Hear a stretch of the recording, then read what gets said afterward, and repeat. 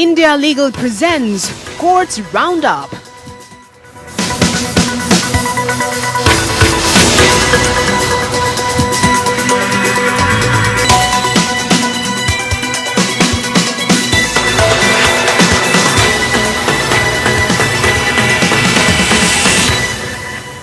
Hello, I am Tanya Chugh and you are watching Courts Roundup. In this program, we bring you the latest legal news and details of court proceedings. Before we begin, here are the headlines. Supreme Court says order extending limitation due to COVID-19 still operative. Direct NCDRC to take on record a written statement filed belatedly. In a setback to future retail, the Delhi High Court has refused to restrain Amazon from interfering in the Kishore Biani-owned company's deal with Reliance Retail. Gujarat High Court takes suo motu cognizance of children not getting midday meal, issues notice to government. After taking suo motu cognizance, Karnataka High Court stays state government notification to drop 61 criminal cases against ministers, elected representatives.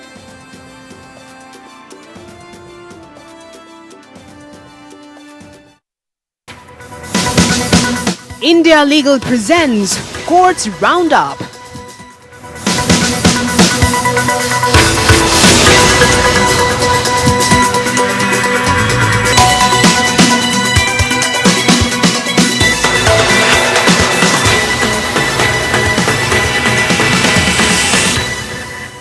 The Supreme Court observed that its order of 23rd March 2020 extending limitation for filing in courts and tribunals is still operative. The bench comprising Justices Vineet Saran and S. Ravindra Bhatt observed thus while setting aside an order passed by National Consumer Disputes Redressal Commission, which declined to take a written statement on the ground that it has no power to extend the time for filing the response to the complaint beyond 45 days.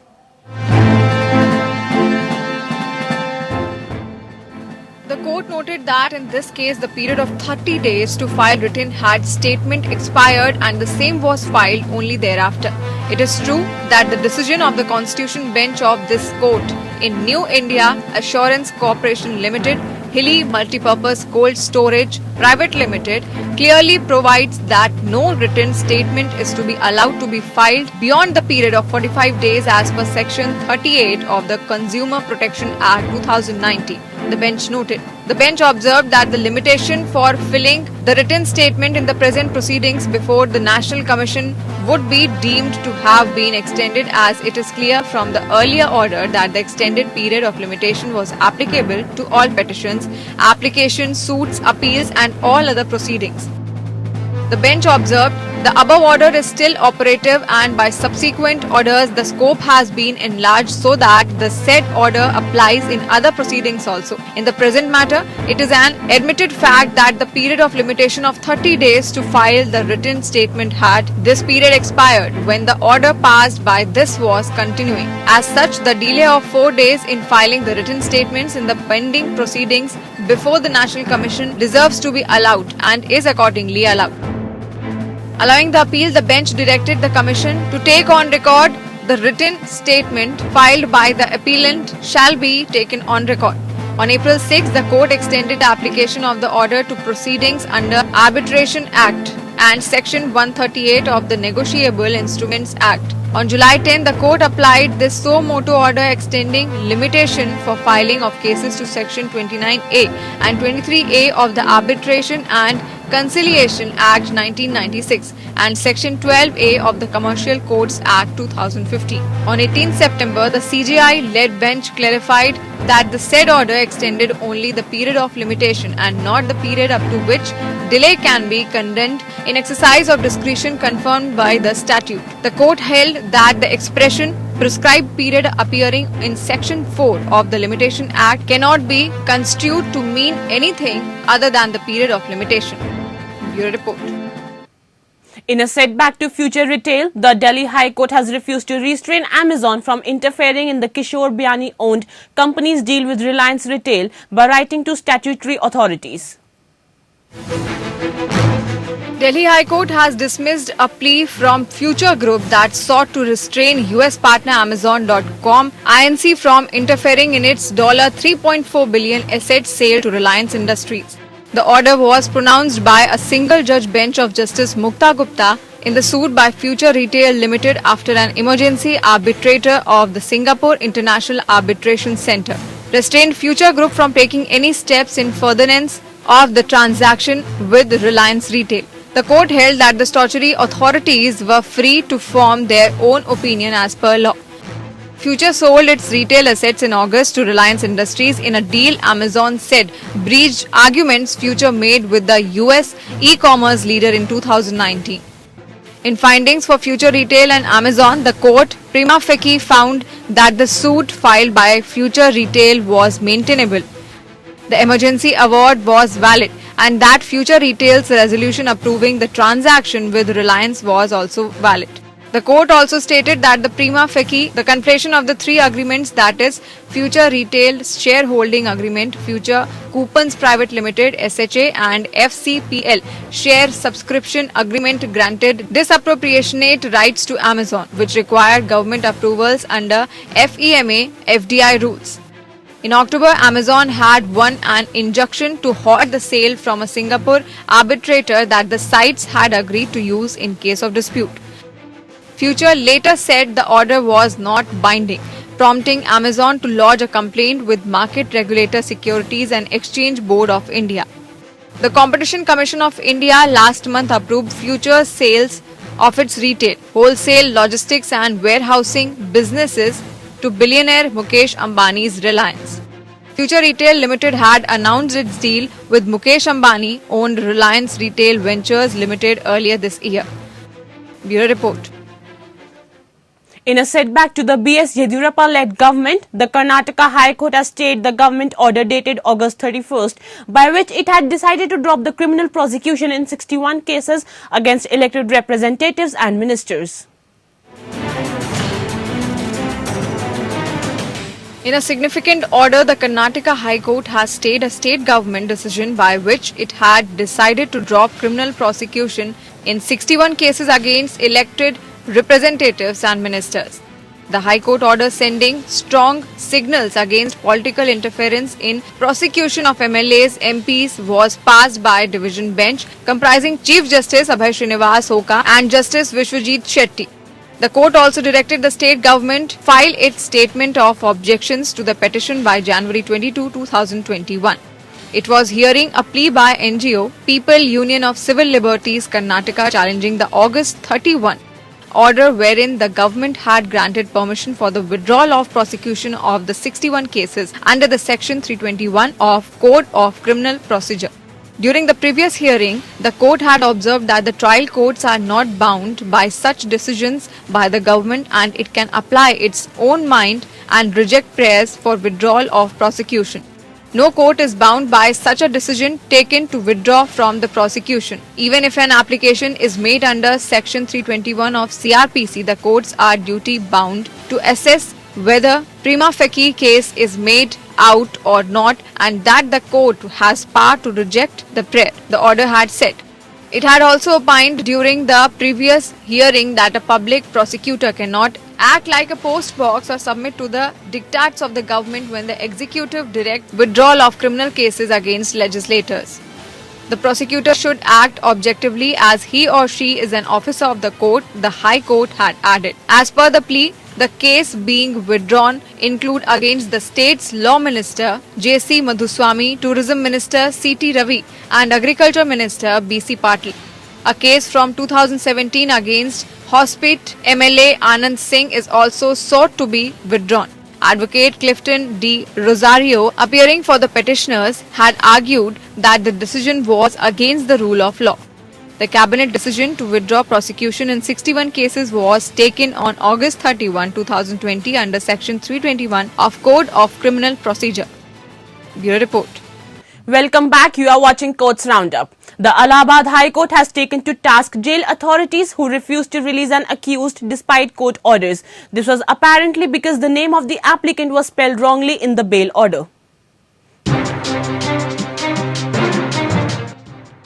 Jail authorities of district jail at Siddharth Nagar in Uttar Pradesh, who refused to release a man for 8 months because of missing middle name Kumar in the bail order, attracted the reprimand of Allahabad High Court, which berated the reprehensible conduct of the jail superintendent.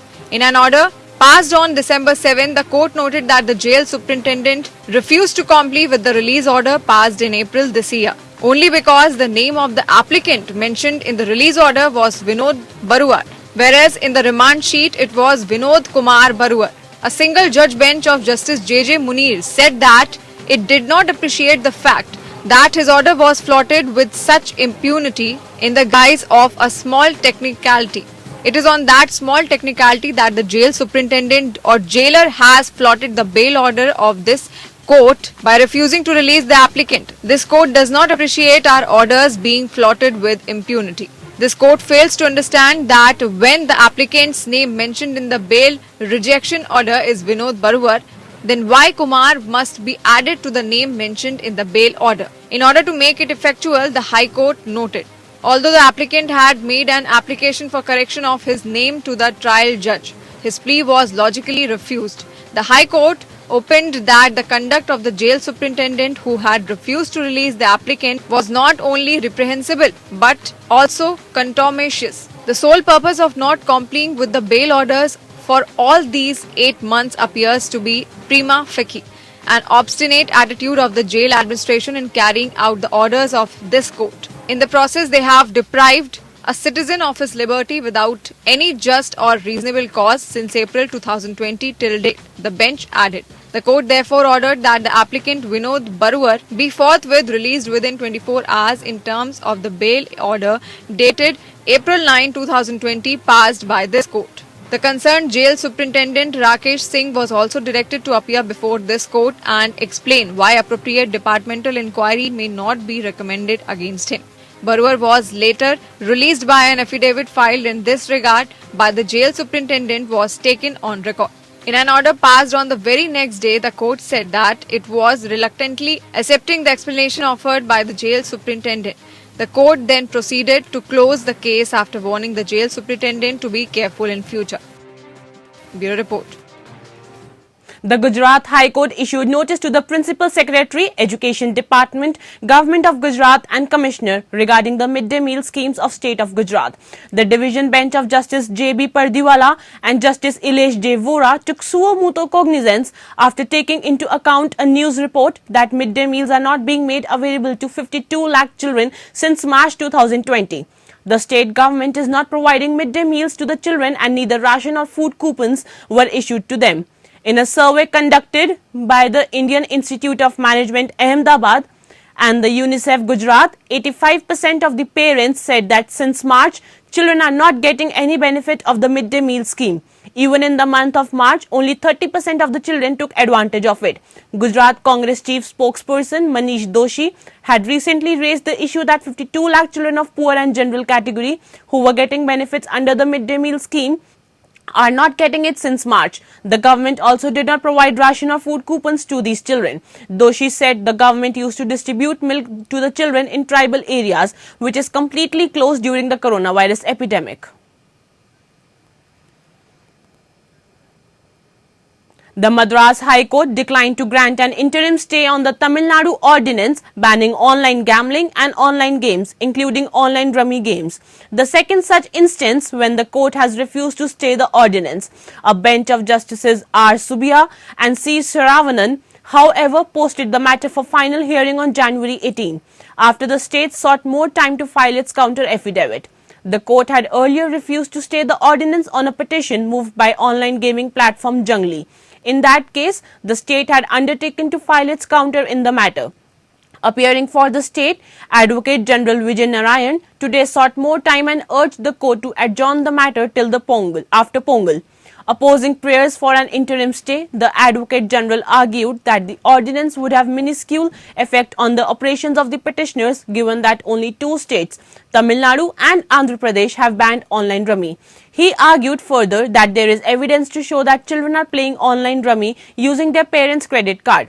Notably, he added that there is possibility for the government to table an act against online games in the forthcoming Legislative Assembly session, which may not necessarily be in the same form as the ordinance under challenge.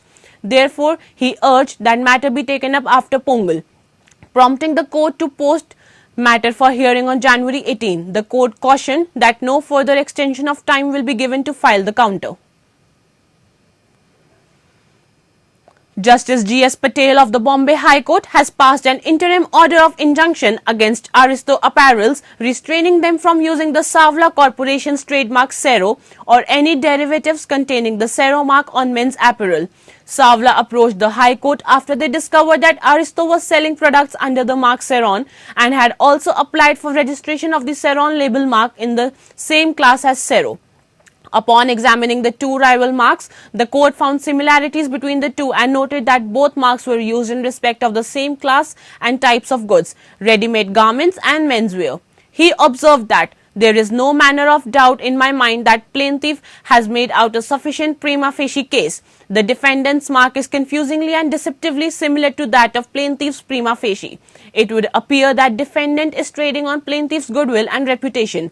Justice Patel observed that Savla had invented and registered the Cero mark before Aristo did, and that Aristo was aware of the same. From social media pages, promotional materials and sales figures, the court opined that there was sufficient material to show the distinctiveness of Savla's marks and that these marks uniquely identified as Savla's mark.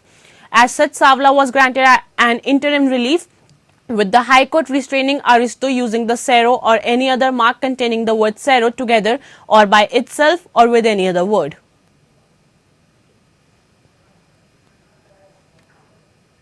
The division bench, headed by Chief Justice Sanjay Karol of the Patna High Court, has created a record of sorts in video conference hearings. The bench has disposed of about 4,000 cases of the Excise Act. In the virtual hearing too, the bench of Chief Justice has stopped. Through the bench, more than 100 cases are heard or finalized each judicial day. At present, of all the benches of the High Court, the bench of Chief Justice has given the maximum time for the hearing and also made record for setting cases. According to the High Court Registry Office, the pending cases related to tax has also been updated. Similarly, the Chief Justice has executed most of the public hearing matters. Only 93 litigations of the 2018-19 remain pending. Many judges of the Patna High Court have set a figure maximum number of cases to be heard every day. Some judges have also written in the daily list that they will hear as many as 50 cases, while some have 30 and some have fixed 20 cases. The judges have decided how long they will hear the case. The execution of case has slowed down since the High Court heard the virtual case. This is the reason that hearing on the bail filed in August-September is going on. It is to be seen how the trial will be settled at fast pace in the virtual hearing, while the number of judges has come down to 22 and the trial period by the judge is getting shorter.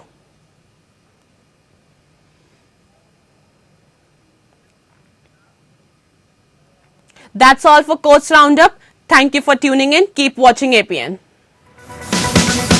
India Legal presents Courts Roundup.